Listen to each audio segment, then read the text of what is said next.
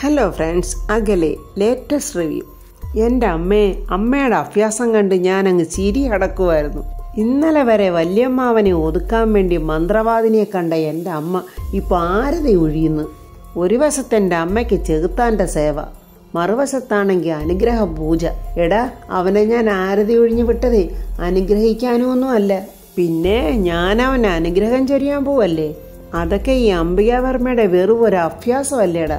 എടാ ദീപക്കെ, എനിക്ക് ഈ ലോകത്തെ എന്നോടും നിന്നോടും അല്ലാതെ ഒരുത്തരോട് പോലും ആത്മാർത്ഥതയില്ല. ഞാനും നീയും അല്ലാതെ ഈ ഭൂമുഖത്ത് ഒരുത്തരും ജീവിച്ചിരിക്കണമെന്ന് പോലും ഞാൻ ആഗ്രഹിക്കുന്നില്ല. എനിക്ക് 2 കൂടപ്പിറപ്പുകളുണ്ട്. അവന്മാര് രണ്ടും എൻ്റെ ബെഡാ ശത്രുക്കളാ. 2 എണ്ണത്തിനെ ഞാൻ നശിപ്പിക്കും. അതിൽ ശേഖരനുണ്ടല്ലോ, അവൻ വെറും ഒരു പുഴുവാ. അവന്റെ കാര്യം ഞാൻ പിന്നത്തേക്ക് വെച്ചേക്കുവാ. ആദ്യം പ്രതാപൻ തീരണം. അവനെ തീർത്തിട്ട് വേണം ഇതെല്ലാം എൻ്റെ കാൽ കീഴിലാക്കാൻ. അംബിക ഈ പറയുന്നതൊക്കെ കേട്ടിട്ട് ദീപക് ചോദിക്കുക, അല്ല അമ്മ പിന്നെ എന്തിനാ ഈ ആരതി ഒഴിഞ്ഞത്? ഞാൻ അവനെ ആരതി ഒഴിഞ്ഞതേ അവന് സർവനാശം വരട്ടെ എന്ന് പ്രാർത്ഥിച്ചുകൊണ്ടാ. ഈ പോക്കിൽ അവൻ നശിക്കട്ടെ, ഒരു പോക്ക് പോട്ടെ. അങ്ങനെ ദേഷ്യത്തോടെ നിൽക്കുവാണ് അംബിക. ഇതൊക്കെ കേട്ട് ദീപക്കാണെങ്കിൽ വലിയ സന്തോഷത്തിൽ നിൽക്കുക. ഈ സമയത്താണെങ്കിൽ കാറിൽ യാത്ര ചെയ്യുന്ന പ്രതാപൻ പത്മയെക്കുറിച്ച് ഓർക്കുവാണ്. പത്മാവതിയോടൊത്ത് കഴിഞ്ഞുള്ള ആ നല്ല നിമിഷങ്ങളെക്കുറിച്ച് പ്രതാപൻ ഇങ്ങനെ ഓർത്തിട്ട് പെട്ടെന്ന് നെഞ്ചത്ത് കൈവച്ചിങ്ങനെ നെഞ്ചു തടവുകയാണ്. എന്നിട്ട് ഡ്രൈവറിനോട് പറയുന്ന, ജെയിംസ് എനിക്ക് എന്തോ ഒരു അസ്വസ്ഥത. പ്രതാപൻ അങ്ങനെ അസ്വസ്ഥത എന്ന് പറഞ്ഞത് കേട്ട് പെട്ടെന്ന് ജെയിംസ് വണ്ടി ഒതുക്കിയിട്ട് ചോദിക്കുന്നു, സാറേ എന്തു പറ്റി? എന്താണെന്നറിയില്ല, പറഞ്ഞറിയിക്കാൻ പറ്റാത്ത ഒരു പരിഭ്രമം. താൻ പെട്ടെന്ന് വണ്ടി മെഡിക്കൽ സെന്ററിലോട്ട് വിട്ടേക്ക്. സാറേ, ഞാൻ രാജു സാറിനെ വിളിക്കട്ടെ എന്നിങ്ങനെ ജെയിംസ് ചോദിക്കുമ്പോൾ, വേണ്ട, താൻ ഞാൻ പറഞ്ഞതനുസരിക്ക്, കാർ ഹോസ്പിറ്റലിലോട്ട് വിട്. അങ്ങനെ പ്രതാപനെയും കൊണ്ട് ജെയിംസ് ഹോസ്പിറ്റലിലോട്ട് പോവുകയാണ്. വേണുവേട്ടൻ രാധമ്മയോട് പറയുന്നു, രാധമ്മ നീ ഇങ്ങോട്ടൊന്ന് വന്നിരുന്നേ, ഒരു കൂട്ടം കാര്യം നിന്നോട് പറയാനുണ്ട്. എന്താ വേണുവേട്ട എന്നിങ്ങനെ രാധമ്മ ചോദിക്കുമ്പോൾ അങ്ങോട്ട് കൊച്ചമ്മണി വരുന്നുണ്ട്. കൊച്ചമ്മണിയെ കണ്ടത് വേണുവേട്ടൻ പറയാ, ദേ വരുന്ന പാതാളക്കരണ്ടി. രാധമ്മ ചോദിക്കുക, പാതാളക്കരണ്ടിയോ? അതെ, നീ അങ്ങോട്ട് നോക്ക്. അപ്പോൾ കൊച്ചമ്മണി വേറൊരു റൂമിലോട്ട് പോവുകയാണ്. അല്ല, ജീവിതാവസാനം വരെ ഇവരിവിടെ കഴിയാനാണോ ഭാവം എന്നിങ്ങനെ വേണുവേട്ടൻ ചോദിക്കുമ്പോൾ രാധമ്മ പറയാം, ഒന്ന് പതുക്കെ പറ, അവരെങ്ങാനും കേൾക്കും. അവര് കേട്ടാലെന്താ? അവർക്ക് നാണോ മാനോ എന്ന് പറയുന്നൊരു സാധനമില്ല. അപ്പോൾ കൊച്ചമ്മണി അവരുടെ അടുത്തോട്ട് വരുവാണ്. കൊച്ചമ്മണിയെ കണ്ടിട്ട് അവരിങ്ങനെ മിണ്ടാതിരിക്കുന്ന കണ്ടോണ്ട് കൊച്ചമ്മണി ചോദിക്കുക, എന്താ ആശാനും ആശാത്തിയുടെ പന്തം കണ്ട പെരുച്ചാഴിയെ പോലെ നോക്കിയിരിക്കുന്നേ? അത് കേട്ട് സഹിക്കാനാവാതെ നമ്മുടെ വേണുവേട്ടൻ പറയാ, എതിരെ വരുന്ന വിചിത്ര ജീവിയെ കണ്ട് അന്തം വിട്ടങ്ങ് ഇരുന്നു പോയതാ. വേണുവേട്ടൻ അങ്ങനെ പറഞ്ഞത് കേട്ട് രാധമ്മ അങ്ങ് ചിരിക്കുവാണ്. അപ്പൊ കൊച്ചമ്മണി പറയുക, സത്യം പറയാലോ ആശാനെ, വേണുവാശാനെ ഇപ്പൊ കണ്ടാലേ സർവേക്കല്ലിൽ കുത്തിയിരിക്കുന്ന ഓന്തിനെ പോലുണ്ട്. അത് കേട്ട് രാധമ്മ അങ്ങ് പൊട്ടിച്ചിരിക്കുക. അപ്പൊ വേണുവേട്ടൻ പറയാ, അത് കൊള്ളാം, സ്വന്തം ഭർത്താവിനെ ഓന്തെന്ന് വിളിച്ചപ്പോൾ അവള് നിന്ന് കിണിക്കുന്നു. ഈ മരപ്പട്ടിയോട് മറുപടി പറയടി. ഓ പിന്നെ എന്ന് പറഞ്ഞ കൊച്ചമ്മണി അങ്ങോട്ട് തിരിയുവാണ്. എന്നിട്ട് പറയുന്നു, ദേ വരുന്ന ഭർത്താവ് ഉദ്യോഗസ്ഥൻ. ഇവിടെയാണെങ്കിൽ ഭാര്യയുടെ PA, അവിടെയാണെങ്കിൽ വർമ്മസാറിന്റെ വീട്ടിലെ പാൽക്കാരിയായ 7ാം കൂലി അംബികയുടെ PA എന്നും പറഞ്ഞ് കൊച്ചമ്മണി ജയനെ കളിയാക്കുവാണ്. ജയനാണ് ദേഷ്യം വന്നിട്ട് വയ്യ. ദേഷ്യത്തോടെ ഇങ്ങനെ കൊച്ചമ്മണിയെ നോക്കിയിട്ട് ദേഷ്യത്തോടെ അങ്ങനെ നിൽക്കുവാണ്. വേണുവേട്ടൻ ഇതൊക്കെ കണ്ടിട്ട് ചോദിക്കുന്നു, ഇവനെന്താ മിണ്ടാവൃതം വല്ലതുമാണോ? അയ്യോ അതൊന്നും അല്ല. കൊച്ചമ്മണി പറയുക, എന്നെ കണ്ടിട്ടേ അവൻ മുനിയായി മാറിയതാ. ഇവൻ നാടകത്തിൽ പണ്ട് മുനിയായിട്ട് വേഷമിട്ടതാ. ഞാനേ ആ സ്റ്റേജിന്റെ മുമ്പിൽ ചെന്ന് കൂവി നാണിപ്പിച്ചു. അങ്ങനെ ആ നാടകം ഞാനങ്ങ് പൊളിച്ചു. പെട്ടെന്ന് ജയൻ ഒരു പേപ്പർ എടുത്ത് കൊച്ചമ്മയുടെ നേരെ നീട്ടുക. എന്താടാ ഇത്? ഇതൊരു അപേക്ഷയാ, ഇതൊരു ആപ്ലിക്കേഷൻ. കൊച്ചമ്മണി ചോദിക്കുക, എന്താടാ ആപ്ലിക്കേഷൻ സ്വീകരിക്കാൻ ഞാൻ വല്ല തഹസിൽദാരോ മറ്റോ ആണോ? ഇതൊന്ന് വായിച്ചു നോക്കിയിട്ട് അനുകൂലമായ ഒരു തീരുമാനം എനിക്ക് ഉണ്ടാക്കി തരണം എന്നിങ്ങനെ ജയൻ പറയുമ്പോൾ കൊച്ചമ്മണി അത് വാങ്ങിയിട്ട് വായിക്കാൻ നോക്കുക. എനിക്ക് നിന്റെ കയ്യക്ഷരമൊന്നും മനസ്സിലാകുന്നില്ല, ഉറുമ്പ് കൂട്ടങ്ങളെ പോലെയാ. ഇവന്റെ അക്ഷരങ്ങളും ഇവനെ പോലെ തന്നെ, കയ്യക്ഷരത്തിന് ഒരു വകതിരിവുമില്ല. അച്ഛാ, ഇതൊന്ന് വായിച്ചു തരാവോ എന്നിങ്ങനെ കൊച്ചമ്മണി ചോദിക്കുമ്പോൾ വേണുവേട്ടൻ ആ കത്ത് വാങ്ങിച്ച് വായിക്കുവാണ്. എനിക്കും നാട്ടുകാർക്കും യാതൊരു ബഹുമാനമില്ലാത്ത വൃത്തികെട്ട തള്ളേ, നിങ്ങൾക്ക് ഈ വീട്ടിൽ നിന്ന് എവിടോട്ടെങ്കിലും പോയൊന്ന് ഒടുങ്ങാവോ? എന്നെയും എൻ്റെ ഭാര്യ വീട്ടുകാരെ ദയവായി നിങ്ങളിനി ശല്യപ്പെടുത്തരുത് എന്ന് കഷ്ടകാലത്തിന് നിങ്ങളുടെ വയറ്റിൽ വന്ന് ജനിച്ചുപോയ മകൻ ജയൻ. ഇത് കേട്ടിട്ട് രാധമ്മ പറയാ, എടാ ജയ, ഇത് നിനക്കങ്ങ് നേരിട്ട് പറഞ്ഞുകൂടെ? പിന്നെ എന്തിനാ ഈ എഴുത്തിനകത്തൊക്കെ എഴുതി കൊടുക്കുന്നത്? അയ്യോ, ഇവരോട് നേരിട്ട് പറഞ്ഞ് ഞാൻ മടുത്തു. ഇനി ഓരോ ദിവസവും രാവിലെ ഓരോ കത്തിങ്ങനെ കൊടുക്കാമെന്ന് വിചാരിക്കുക. അങ്ങനെ 1000 കത്ത്. പെട്ടെന്ന് കൊച്ചമണി ആ കത്ത് പിടിച്ച് വാങ്ങിച്ചിട്ട്, ഈ അപേക്ഷ ഞാൻ ഒരു ഫയലിലും വെക്കുന്നില്ല, ഇത് ഞാൻ ചവറ്റുകൊട്ടയിലോട്ട് എറിയുക. നീ എവിടാ ജീവിക്കുന്നോ അവിടെ ഞാൻ ജീവിക്കത്തുള്ളൂ. എൻ്റെ അവസാനം വരെ ഞാൻ നിന്നോടൊപ്പം ഉണ്ടാവും, നിന്റെ അന്ധകയായ മാതാവായിട്ട് ഞാൻ എന്നും പറഞ്ഞ് കൊച്ചമണി അകത്തോട്ട് കയറി അങ്ങ് പോവുകയാണ്. ജയൻ പറയുക, ദൈവമേ, എല്ലാവർക്കും അവരുടെ അമ്മ ദൈവത്തെ പോലെ, എനിക്ക് മാത്രം എന്താ ഇങ്ങനെയായിപ്പോയത്? എന്നിട്ട് ജയൻ രാധമ്മയോട് പറയുന്നു, അമ്മേ, ഞാൻ ഓഫീസിൽ പോയിട്ട് വരാം എന്നും പറഞ്ഞ് ജയൻ അവിടുന്ന് പോവുകയാണ്. അല്ല വേണുവേട്ടാ, വേണുവേട്ടൻ എന്തോ എന്നോട് പറയാനുണ്ടെന്ന് പറഞ്ഞല്ലോ, എന്താ അത് എന്നിങ്ങനെ രാധമ്മ ചോദിക്കുമ്പോൾ വേണുവേട്ടൻ പറയാനായിട്ടൊരുങ്ങുമ്പോഴാണ് ഋതികയും രാജുവും ആ റൂമിനടുത്തോട്ട് വരുന്നത്. ഋതികയാണെങ്കിൽ ഇപ്പോഴും ദേഷ്യത്തിൽ തന്നെ ആണെന്ന് തോന്നുന്നു. രാജുവിന്റെ മുഖത്തോട്ട് പോലും നോക്കാതെ ആ റൂമിലോട്ട് കയറി പോവുകയാണ്. രാജുവാണെങ്കിൽ അത് ശ്രദ്ധിച്ചോണ്ട് റൂമിന്റെ പുറത്തോട്ട് ഇറങ്ങി വരുവാണ്. രാധമ്മ വേണുവേട്ടനോട് ചോദിക്കുന്നു, ഇവര് തമ്മിലുള്ള പിണക്കം ഇതുവരെ മാറിയില്ലയോ? എന്താ വേണുവേട്ട ഈ കൊച്ചുങ്ങൾ ഇങ്ങനെ? ഞാൻ ഇവരുടെ കാര്യം പറയാനാ നിന്നെ വിളിച്ചിവിടെ ഇരുത്തിയത്. രാധമ്മ വേണുവേട്ടനോട് പറയുക, ഇവരുടെ വഴക്ക് ഇന്നു മാറും നാളെ മാറും എന്നുള്ള പ്രതീക്ഷയോടെ ഇരിക്കുമായിരുന്നു ഞാൻ. ഇത് വഷളാവുകയാണല്ലോ എൻ്റെ ദൈവമേ. എൻ്റെ വേണുവേട്ടൻ അവരോടൊന്ന് സംസാരിച്ചുകൂടെ? സംസാരിക്കുന്നതിനൊക്കെ ഒരു പരിധിയില്ലേടി രാധേ. ഇപ്പോഴത്തെ പിള്ളേരാ, അവരോട് സംസാരിക്കുന്നതൊക്കെ വളരെ സൂക്ഷിച്ചു വേണം.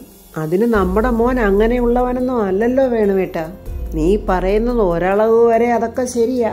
നമ്മൾ അങ്ങനെയാ നമ്മുടെ മക്കളെ വളർത്തിയത്. ഒരു ഡിസ്റ്റൻസ് ഇട്ട് വേണം മക്കളോട് സംസാരിക്കേണ്ടത്. മകനോട് ഏറ്റവും കൂടുതൽ സ്വാതന്ത്ര്യമുള്ള നിനക്കല്ലേ, അപ്പോൾ നീ തന്നെ അങ്ങ് സംസാരിക്ക്. അവന്റെ സ്നേഹം കൊണ്ട് തുലാഭാരം നടത്തിയ അമ്മയല്ലേ നീ. അപ്പോൾ അവനെ ഉപദേശിക്കാനും ശാസിക്കാനും ഒക്കെ ഏറ്റവും കൂടുതൽ അധികാരമുള്ളത് നിനക്കാ. നീ വിളിച്ച് അവനോട് കാര്യങ്ങളൊക്കെ അങ്ങോട്ട് പറ. ആ കൊച്ചിനെ ഒന്ന് സ്നേഹിക്കാൻ പറ. രാധമ്മ പറയുക, എന്റെ ദൈവമേ, ഈ മക്കളെ ഓർത്തുള്ള ആദ്യം ഒരിക്കലും തീരില്ലല്ലോ. ഓരോ മക്കളെയും കഴിയാവുന്ന രീതിയിലൊക്കെ ഓരോ കരക്കെത്തിച്ചു. എന്നിട്ട് നടുക്കടലിൽ കിടന്ന് കൈകാലിട്ടടിക്കാനാണല്ലോ നമ്മുടെ വിധി. അങ്ങനെ സങ്കടത്തോടെ വേണുവേട്ടോണ്ട് പറഞ്ഞിട്ട് രാധമ്മ അങ്ങ് അകത്തോട്ട് പോവുകയാണ്. ഈ സമയത്ത് ഡോക്ടർ പ്രതാപനോട് പറയുന്നു, സാറിനിന്ന് വളരെ തിരക്കുള്ള ഒരു ദിവസമായിരുന്നു അല്ലേ? ശരിയാ, തിരക്കേറെയുള്ള ഒരു ദിവസമായിരുന്നു ഇത്. അപ്പോഴാണ് ഈ അസ്വസ്ഥത അനുഭവപ്പെട്ടത്.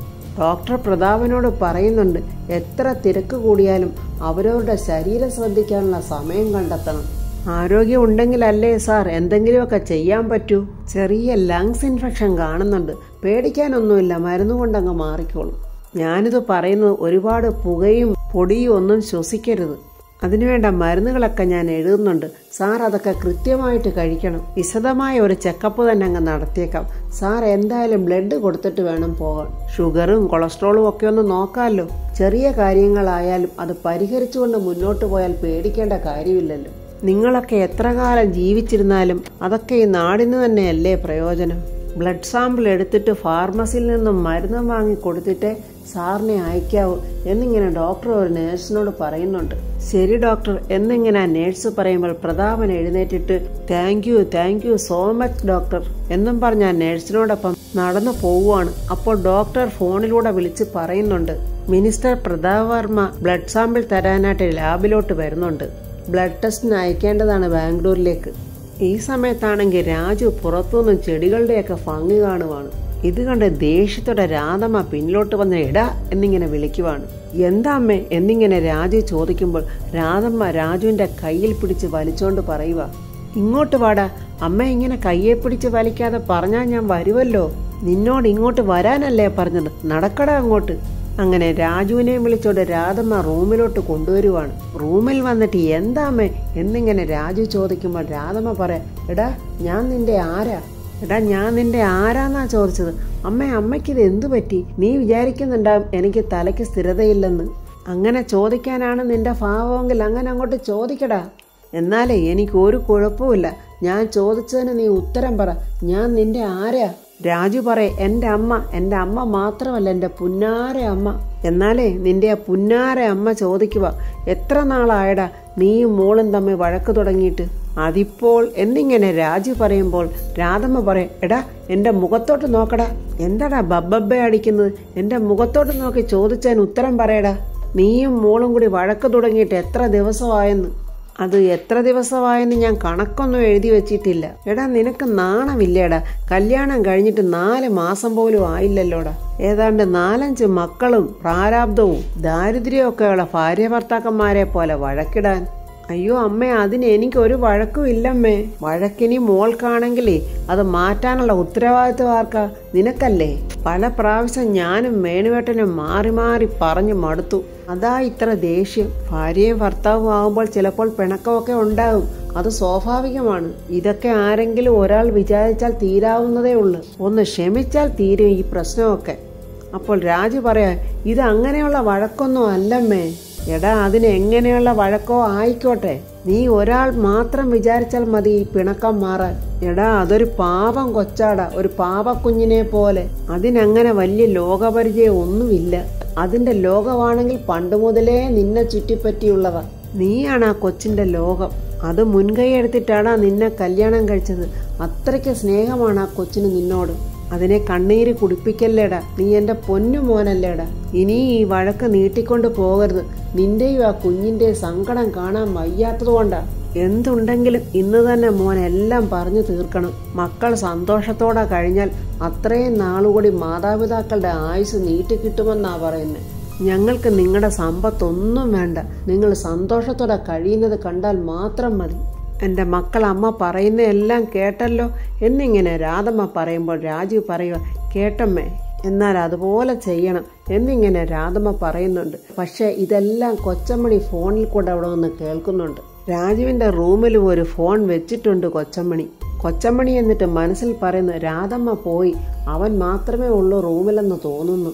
എന്തായാലും പറയുന്നതൊക്കെ കൃത്യമായിട്ട് കേൾക്കുന്നുണ്ട്. രാജു അവിടെ ഇരുന്ന് പറയുക, മേഡത്തിനോട് എൻ്റെ ഉള്ളിലുള്ള പ്രണയം തുറന്നു പറയാനുള്ള ധൈര്യമില്ല. കൊച്ചമ്മണി അതൊക്കെ കേൾക്കുന്നുണ്ട്. കൊച്ചമ്മണി മനസ്സിൽ പറയാ, നിന്റെ പ്രണയം പിന്നെ എങ്ങനെ തുറന്നു പറയുവടാ പൊട്ടച്ചാരെ. രാജു പറയുക, ഈ മുറിയിലിരുന്ന് ഒരു ലെറ്റർ എഴുതി മേഡത്തിന് കൊടുക്കാം. നീ എഴുതടാ, ആ ലെറ്റർ എടുത്ത് ഞാൻ ശരിയാക്കി തരാടാ എന്നിങ്ങനെ കൊച്ചമ്മണി മനസ്സിൽ പറയുക. ഈ സമയം വണ്ടിയുടെ അരികിൽ ഡ്രൈവറെ കാത്തു നിൽക്കുവാണ് ഋതിക. ഇയാളിത് എവിടെ പോയി എന്നിങ്ങനെ ഋതിക ചോദിക്കുവോ. അത് കണ്ടുകൊണ്ട് രാജു വന്നിട്ട് ചോദിക്കുന്നു, മേഡം എന്താ മേഡം പ്രശ്നം? രാജുവിനോട് മറുപടി ഒന്നും പറയാതെ പെട്ടെന്ന് ഋതിക സാന്ദ്രയെ വിളിച്ചിട്ട് സംസാരിക്കുവാണ്. സാന്ദ്ര, ഡ്രൈവറുടെ കാർ നിർത്തിയിട്ട് എവിടെയോ പോയിരിക്കുവാണ്, വിളിച്ചിട്ട് ഫോൺ എടുക്കുന്നില്ല. ഓക്കെ മേഡം, ഞാനിന്ന് ട്രൈ ചെയ്യട്ടെ എന്നും പറഞ്ഞ് സാന്ദ്ര ഫോൺ കട്ട് ചെയ്യുന്നുണ്ട്. രാജു ഋതികയോട് പറയുന്നുണ്ട്, മേഡം ഞാൻ ഓഫീസിൽ കൊണ്ടുചെന്നാക്കാം. വേണ്ട എന്നിങ്ങനെ ഋതിക പറയുക. മേഡം വന്ന് കാറിൽ കയറ്. വേണ്ടാന്ന് പറഞ്ഞില്ലേ, എന്റെ ഡ്രൈവർ വരട്ടെ. രാജു വീണ്ടും പറയുക, മേഡം അയാൾ എന്തെങ്കിലും അത്യാവശ്യത്തിന് പോയതായിരിക്കും, മേഡം വന്ന് കാറിൽ കയറ്. ഇല്ല, ഞാൻ വരുന്നില്ല. രാജു വീണ്ടും പറയുക, മേഡം പിണക്കമൊക്കെ അങ്ങനെ തന്നെ നിൽക്കട്ടെ, മേഡത്തിന് ഓഫീസിൽ പോവാനുള്ളതല്ലേ, മേഡം വാ. വേണ്ടാന്നല്ലേ ഞാൻ പറഞ്ഞത്. അപ്പോൾ വേണുവേട്ടൻ അങ്ങോട്ട് വരുന്നുണ്ട്. എന്താ ഇവിടെ? ഒന്നുമില്ലെങ്കിലേ എന്നിങ്ങനെ ഋതിക പറയുക. ഡ്രൈവർ വന്നില്ല, അതിനെക്കുറിച്ച് ഞങ്ങൾ പറയുമായിരുന്നു. അതിനിപ്പോൾ ഇവനോടുണ്ടല്ലോ, നിങ്ങൾ ഒരുമിച്ച് പോ, അതല്ലേ നല്ലത്. ശരിയെങ്കിലേ എന്നിങ്ങനെ ഋതിക സമ്മതിക്കുന്നുണ്ട്. അങ്ങനെ രാജുവും ഋതികയും കൂടെ സന്തോഷത്തോടെ കാറിലോട്ട് കയറുവാണ്. ഋതികയാണെങ്കിൽ പിൻസീറ്റിലാണ് ഇരിക്കുന്നത്. അത് കണ്ടിട്ട് വേണുവേട്ടൻ മനസ്സിൽ പറയുന്നുണ്ട്, ഇതുവരെയും മഞ്ഞുരുകി കഴിഞ്ഞിട്ടില്ല, ഇനി എപ്പോഴാണാവോ ഇവരുടെ വഴക്ക് തീരുന്നത്. രാജു കാറ് ഡ്രൈവ് ചെയ്യുന്നുണ്ടെങ്കിലും ഇടയ്ക്കിടയ്ക്ക് ഋതികയെ തിരിഞ്ഞു നോക്കുന്നുണ്ട്. മേഡം എന്നിങ്ങനെ രാജു വിളിക്കുമ്പോൾ ഋതിക മനസ്സിൽ പറയുന്നുണ്ട്, പതുക്കെ അടുക്കാനുള്ള അടവാണ്, അങ്ങനെ ഇപ്പോൾ അടുക്കണ്ട. ഞാൻ ആഗ്രഹിക്കുന്ന കാര്യം എന്നോട് പറയുന്നത് വരെ ഞാൻ ഇങ്ങനെ ഇട്ട് വട്ടം കറക്കും. അങ്ങനെ ഋതിക ഫോൺ എടുത്ത് രാഗിയുടെ ഫോണിലോട്ട് വിളിക്കുന്നുണ്ട്. രാഗി ഋതുന്ന് വിളിക്കുമ്പോൾ ഋതിക പെട്ടെന്ന് ഫോൺ സ്പീക്കറിലാക്കിയിട്ട് ചോദിക്കുന്നു, രാഗി നീ ഇപ്പൊ എവിടെയാ? ഞാനിപ്പോ വീട്ടിലാ ഋതികെ. അപ്പോൾ ഋതിക ചോദിക്കുന്ന, ഹസ്ബൻഡ് കൂടെ ഉണ്ടോ? ഷൈനേട്ടൻ ഇപ്പോ ഓഫീസിലാ. അപ്പൊ ഋതിക ചോദിക്കുവാ, നിന്റെ ഹസ്ബൻഡിന് നിന്നെ പിരിഞ്ഞിരിക്കാൻ കഴിയുന്നില്ലല്ലേ? അപ്പോൾ രാഗി പറയുന്നു, വേറൊരു മാർഗവും ഇല്ലാത്തതുകൊണ്ട് പോയതാ ഋതികെ. എൻ്റെ ഹസ്ബൻഡിന് എന്നെ വിട്ടിട്ട് അങ്ങോട്ടോ ഇങ്ങോട്ടോ തിരിയുന്നത് വലിയ സങ്കടമാണ്. ഞാനൊരു കൊച്ചു കുട്ടിയാണെന്നാ പുള്ളിക്കാരൻ്റെ ധാരണ. ഭയങ്കര കെയറിങ്ങാ, എന്തൊരു സ്നേഹമാണെന്നറിയാവോ. ഇതൊക്കെ കേട്ട് പുഞ്ചിരിച്ചുകൊണ്ട് ഋതിക ഇങ്ങനെ രാജുവിനെ നോക്കുന്നുണ്ട്. രാജുവാണെങ്കിലോ ഇതൊന്നും കേൾക്കാത്ത ഭാവത്തിൽ ഇങ്ങനെ കാറ് ഡ്രൈവ് ചെയ്യുവാണ്. അപ്പോൾ ഫ്രണ്ട്സ്, രാജു ഇനി കാറിൽ വെച്ച് തന്നെ ഋതികയോട് തൻ്റെ പ്രണയം പറയുമോ എന്നുള്ളതൊക്കെ നമുക്ക് അടുത്ത റിവ്യൂവിൽ കാണാം. എൻ്റെ ഈ റിവ്യൂ ഇഷ്ടപ്പെട്ടാൽ ലൈക്കും കമൻസും, സബ്സ്ക്രൈബ് ചെയ്യാത്തവർ സബ്സ്ക്രൈബ് ചെയ്യണേ.